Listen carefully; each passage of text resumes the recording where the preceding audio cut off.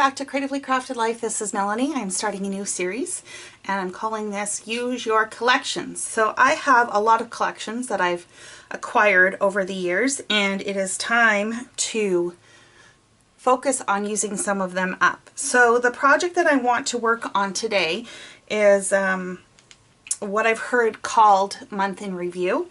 And I've heard about this idea through RTS Scrapbooking.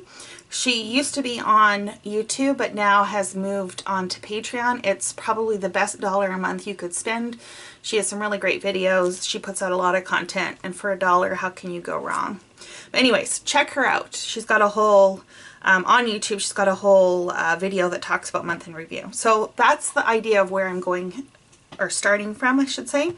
So the basic idea is that you come up with 12 two-page spreads, and each two-page spread will represent the calendar year, or a month in the calendar year, and you basically use the same sketch roughly every month, and all you have to do each month then is just come in and add your photos and you're done. And so by the end of the year, so this year would be 2020, you would have basically your whole year scrapbooked. Even if you haven't done all the more in-depth stories and that kind of stuff, at least you have the month in review kind of done with a little bit of journaling. So I thought that would be kind of fun to do. So I pulled out two collections that I thought I could make work. One is the Pink Fresh Live More collection. Sorry for the glare. It's this one here, just to show you kind of an idea. And then I don't think I'll have enough cardstock, so I also pulled out the Life Noted, and I think there's enough colors that overlap in here that I can make this work. I also have a few extra pieces of the Live More. So I've got a few extra cardstock pages, as well as some vellum sheets, so that's good. I have two of the clips. I have some of the puffy stickers, and I ended up with 3 of the foiled chipboard stickers. So that's good. These are not super thick, so I think they will work okay in this project. I know she doesn't like to do any lump and bump, as she calls it, just because you're using the same layout. So, you know, if you have a lot of dimensional pieces, it's going to stack up and your album's going to get really big. But I think these are really thin enough that I can get away with it. And then I have some acetate alphabets, which is kind of fun. So that's that one. And then on the Life Noted side, I have 2 of these epoxy sticker sheets. I have some Project Life cards, and I have a 6x6 paper pad. So this is where I'm starting out. I do need to come up with a design that I want to use, or find a sketch. So I'm going to go look that up, come back, and then I'll show you how I'm going to put this all together right away. Okay, so I found the sketch that I'm going to do, and basically, like I said before, it's going to be roughly the same sketch every month for the whole year, 2020. This one holds 6 photos. I figure if I don't have a photo one time, I can stick a Project Life card or a pocket card or something in there. 6 doesn't seem unreasonable to represent a whole month. If I do have a month that has more photos that I want to include, I can always do some collages in the 4x6s. What's really great about the Scrapbook Generation sketches is they actually give you all the measurements down at the bottom, if that's something that interests you.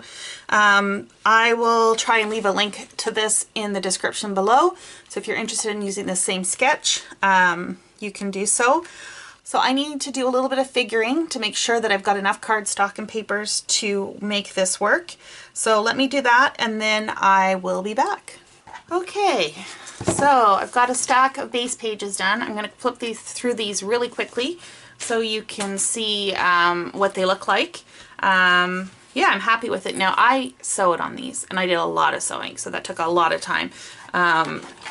I don't know if I would do that again so much for this particular type of project, but I did say this year I was going to try and incorporate more sewing into my scrapbook, so that is what it is. So again, it's the same layout for all the pages, it's just different combinations of the patterns from the Live More and, what's the other one? Live More and Life Noted collection. And I did incorporate some solid cardstock. A lot of the paper in the collections was very white based or very light. And so in order to get some contrast in there, I thought I would add a little bit of the solid cardstock. And I opted to go with gray mats on all of them. There is a little bit of gray in both collections. And so I just figured that was another way to tie these together. So now the next thing that I need to figure out is the embellishment clusters. So if you look at the layout, I've got one cluster over here and I've got a very large one over here. I also need to come up with a title, which is just going to be my month, but I have to figure out how I want to do that, if I want to stamp it or use stickers or thickers or whatever. So this one got switched. This needs to go this way, like so. So you can see they're all very much the same but different, which is kind of cool. And I got some softer and some brighter.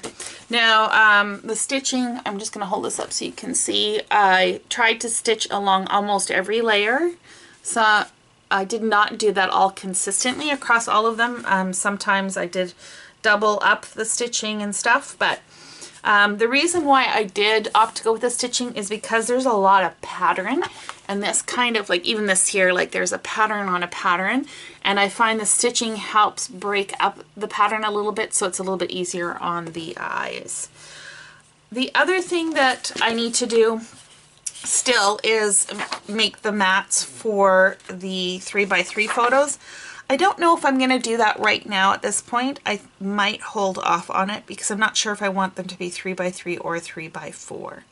So based on that, when you see the clusters here and how they overlap, I think what I'll end up doing is just having all the materials together to make the clusters, or even pre-make the clusters so that they're ready to go, but I won't attach them to the page, and I'll just do that as the photos are ready to be affixed. So I think that is where I'm at. I need to figure that out. Once I do, I will come back and show you what I am going to do. I have a few things that I've pulled out to experiment with, mostly dies. I have this circular element. I've got a bunch of leaf options. I've got some of these floral pieces, circles, more leaves, some butterflies, more leaves, butterflies, so you kind of get the feeling. I didn't really have anything that would represent the flowers in here, so I'm thinking maybe I could substitute the butterflies for it and then just have a couple of these leaves coming out. At least that's my thought. And then as some further embellishments, I would like to incorporate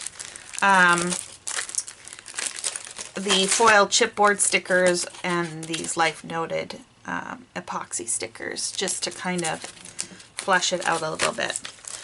Anyways, that is where I'm at. I will be back. Okay, so this is where I'm at with my embellishment clusters. I used this Lawn Fawn Kohl's ABC to do the months of the year. I did this in a basic gray from Stampin' Up.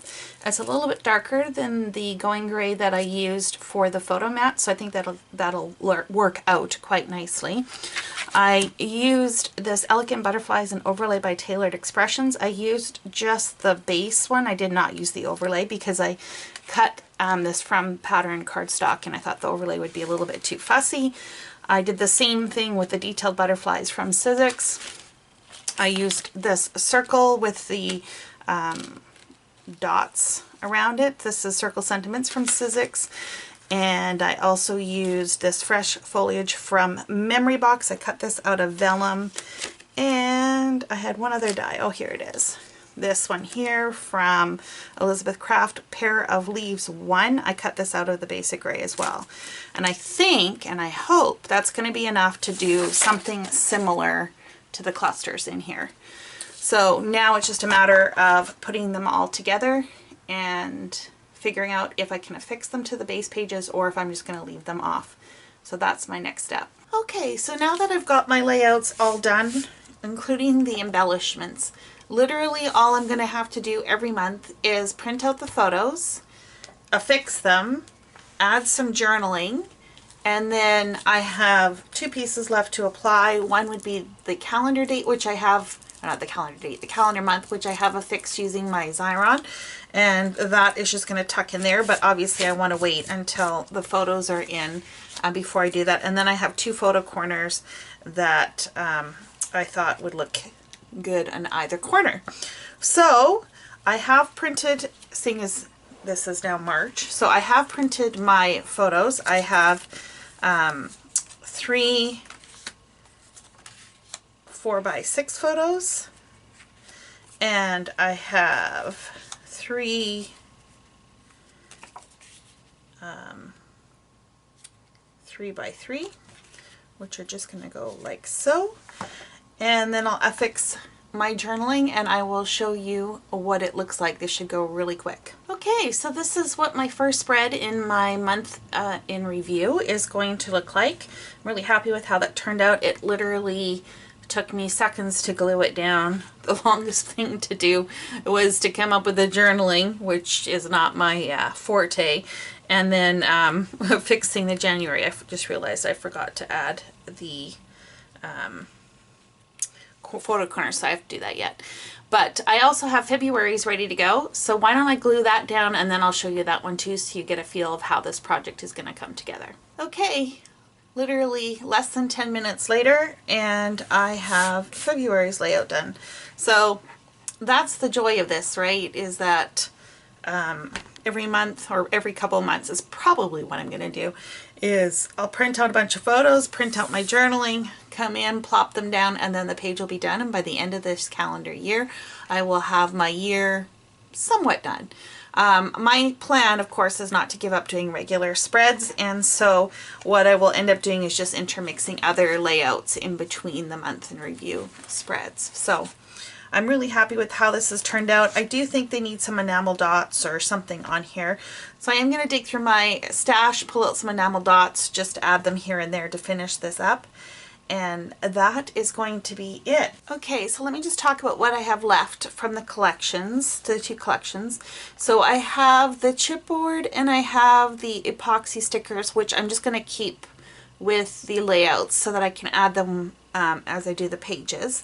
I have these alpha acetate letters, which I'm not going to use for that project, so there's no sense putting them there. Same with the 6x6 paper pad and the 3x4 cards. All the other scraps, I am going to just hold them together because I still need to do a title page for that album, and I'm not sure if I'm going to have any memorabilia pages at the end, so I'm just going to hold on to them in case I want to do something along those lines. And then at the end of the year, whatever I haven't used, I'll just throw into my stash. You can see there's just little bits and pieces, and then there's only like maybe 5, 6, 12 by 12 pages. That's it.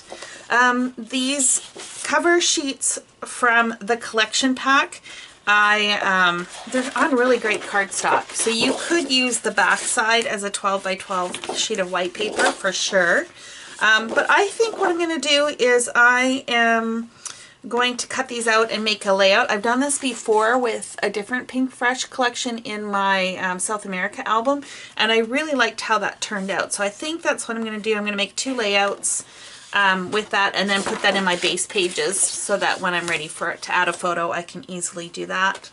And I also really like these Project Life cards quite a bit, and I'm thinking maybe I can just do a quick layout with those as well. I'm not sure yet. So if not, they'll end up with my Project Life collection.